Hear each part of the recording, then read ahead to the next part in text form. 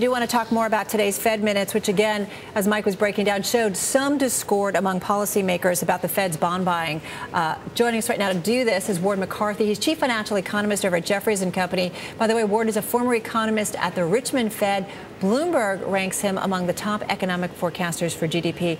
Ward, good to have you back with us. It's great to be here. So I was reading your research note prior to the release of the FOMC minutes today. You were expecting some interesting things. Did it play out as you expected?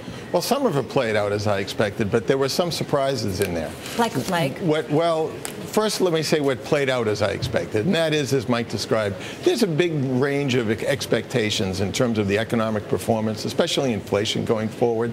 And I thought that was at the heart of the Fed deciding to do a QE2. But the minutes would suggest that really what they're aiming at is the labor market, trying to generate employment at a faster pace than we've been doing it. But the big surprise was that they held this teleconference on October 15th. This secret meeting. Well, if the Fed holds conference calls from time to time, and a teleconference just means they're catching up on their technology.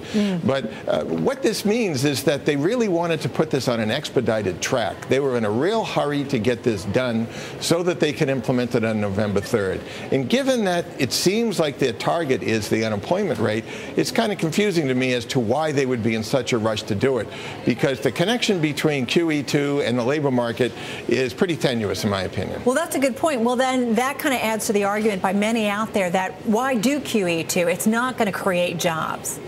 Well, I don't see that it's going to create jobs, or at least there's not a direct relation. Frankly, I thought the Fed did QE2 because they were trying to make a statement that they were not going to let deflation happen here, as it happened in Japan. And they got some reactions on that front that were encouraging, with break-even spreads in the TIPS market widening, commodity prices rising, and of course the dollar falling. And a weaker dollar should help us import inflation. But if you read the minutes, that really wasn't what they were shooting for. Well, I mean, net, I mean, do you think QE2 makes sense? I mean, we've seen Treasury yields move up since they made that announcement. So does it really make sense? Is it doing what they intended it to do?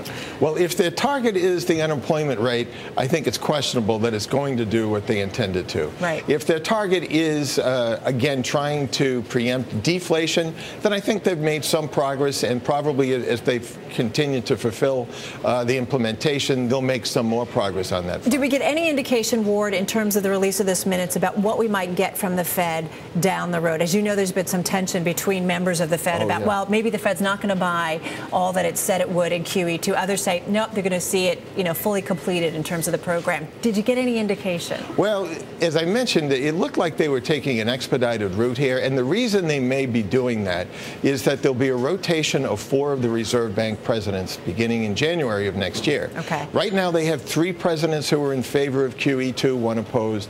Beginning in January, they'll have 3 presidents who have gone on record as being opposed and 1 in favor. So they may have wanted to get this in place before the other Reserve Bank presidents came on as voting members, just so they didn't have too many dissents, which would hurt Fed credibility. Just get it done there. All right, going to leave it there. Hey, Ward, thank you so much. Thank you. Really appreciate it. Ward McCarthy, everybody, chief financial economist over at Jefferies and Company.